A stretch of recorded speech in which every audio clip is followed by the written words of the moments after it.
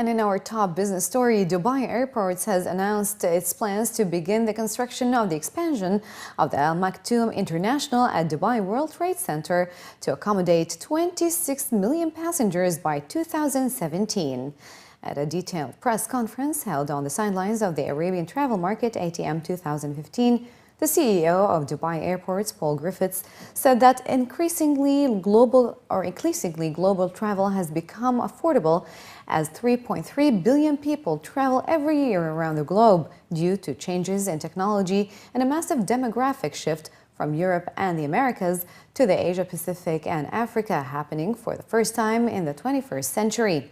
He said that Dubai is very well positioned between the East and the West, and the fact that Dubai International has experienced growth across all major markets in March 2015, lifting passenger traffic by 7.2% as compared to last year, shows that Dubai Airports will meet its objectives with the able support of the country's leadership. What we've got now is a situation where it's very difficult to get any slots to get into DXB at a convenient time.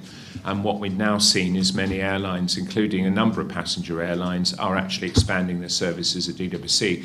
The traffic is actually growing quite strongly at DWC, albeit from a small base. And of course, the ability to have capacity at DWC will give the capacity for us to keep welcoming airlines. We've had open skies now for 55 years, and that basis has really encouraged the magnificent growth we've seen to date. And with the capacity at DWC and the ongoing capacity that we've got at DXB, we're confident that that growth will continue.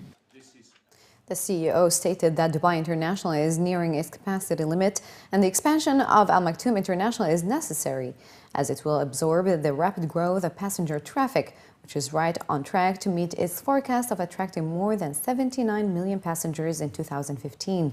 Giving more details, he added that in order to cement and sustain its position as the world's busiest airport for international passengers, Dubai Airports has plans to implement the $32 billion expansion project to create the world's biggest airport with an unlimited or ultimate capacity in excess of 200 million passengers per year. He said that the growth in passenger numbers continued to be driven mainly by the fast expanding networks of home carriers Emirates Airlines and Fly Dubai, particularly to Eastern European destinations, while India remained Dubai International's biggest market, with passenger traffic growing 14.9% to 863,046 passengers in March 2015. Clearly, Dubai has recognised that the linkage between social and economic development and top-class airports and airline infrastructure are absolutely linear and have been for the last 55 years. So it makes absolute economic and social sense to continue to invest in the airport sector, to create the capacity to bring so many more millions of people to visit Dubai and the UAE. So it's a very, very sound strategy, actually enabled by very visionary leadership right from the top. The head of Dubai's tourism department has forecast high single-digit growth in tourism over the next 12 months, while acknowledging the emirate faces a degree of pressure in meeting its target of 20 million visitors a year by 2020.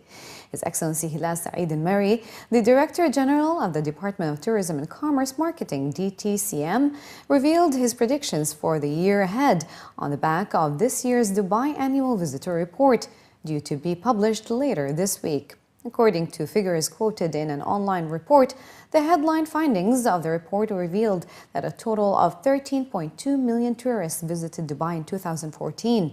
This represents year-on-year growth of 8.2%, almost double the global average of 4.7%.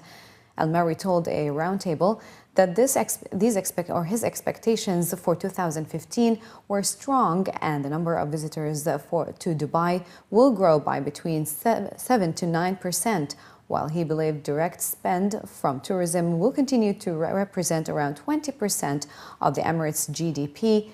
The average length of stay for hotel guests in 2014 was 3.8 days, according to the report, But for all international overnight visitors, including those staying with friends or a private rented accommodation, the figure was 7.8 days. Additionally, Dubai has no plans to increase the 10 to 20 dirhams hospitality fee that was introduced a year ago, partly because the average length of stay is increasing, according to Anne-Marie. Global payments company Visa has unveiled the results of its global travel intentions study at a briefing session at the Arabian travel market. This year's study was conducted between January and February and is based on online and offline surveys with 13,603 travelers aged 18 and above across 25 markets in the Asia-Pacific, Europe, Africa, and the Middle East and the Americas. The study has been regularly updated and published since 2006, and this latest installment has shown that with greater options, leisure travel is touching a wider mass of people, with 81% of those surveyed generally still optimistic about their future travel plans and looking to travel internationally in the next 12 months. The UAE was named as the top tourist destination for travelers from the Middle East and North Africa in the past 2 years, followed by Egypt and Turkey, with the country also in the top 3 destinations that travelers intend to visit in the next year. Additionally, the survey revealed that while travelers are tightening their belts, resulting in a general decline in leisure travel spend, Saudi Arabia continues to lead the way in the amount spent on holidays, followed by Egypt and China, which saw a 25% increase in the spending power of Chinese tourists over the past 2 years. With the travel and tourism industry continuing to play a significant role in global economies, this year's Arabian travel market once again is proving to be an important platform for regional tourism authorities to showcase their destinations in Dubai, which has become one of the most important hubs for global travel and aviation. According to the World Travel and Tourism Council, travel and tourism generated $7.6 billion in 2014. Which equates to 10% of global GDP. With competition increasing between countries to a share of this lucrative tourism market, even destinations with healthy tourism sectors are working hard to maintain and increase their awareness. Traditionally, India is one market with strong trade and cultural ties with the UAE, with a high frequency of flight connections and a large expat community living and working in the UAE and GCC. This relationship was recently bolstered with India launching visas on arrival last year for UAE nationals, as well as 42 other countries. According to tourism officials from India, while there is already a strong relationship between the two countries, events such as the ATM are vital to maintain this and as well further strengthen specific sectors such as medical tourism. Arabian Travel Mart is very important for India, being a close proximity to Middle East and Gulf. India is one of the preferred tourist destinations, and this is a very potential market for India.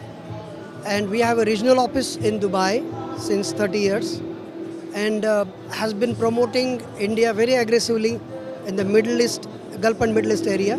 Oman has been, a very potential market for medical tourism also. Recently, we have done medical seminars.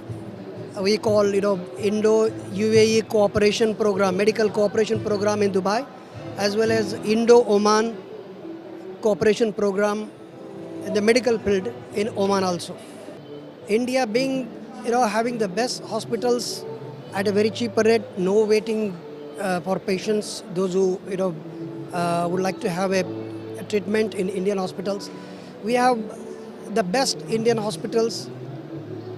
Now, many hospitals are NABH accredited,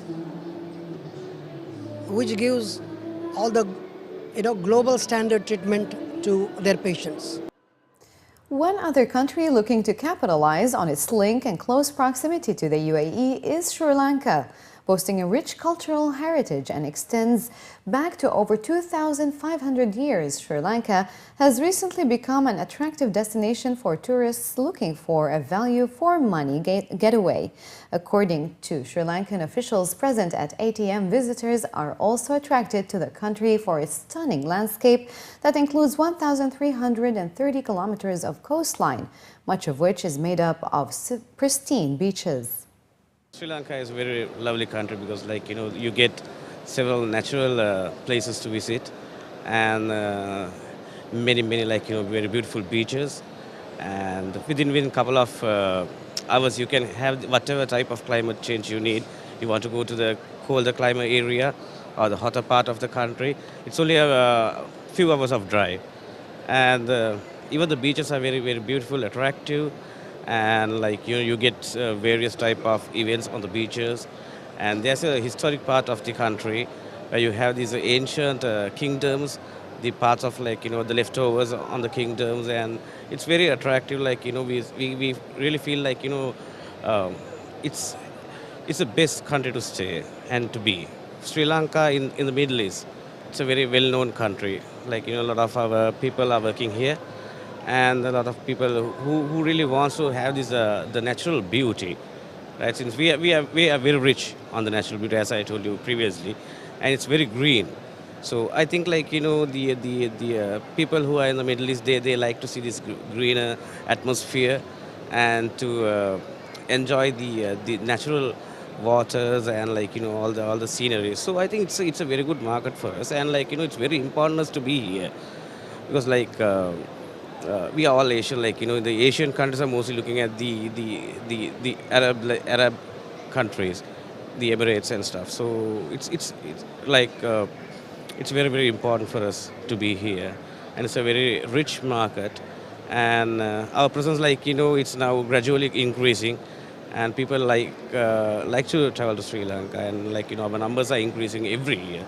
So what I feel is we have to concentrate more on this market, which we are doing now.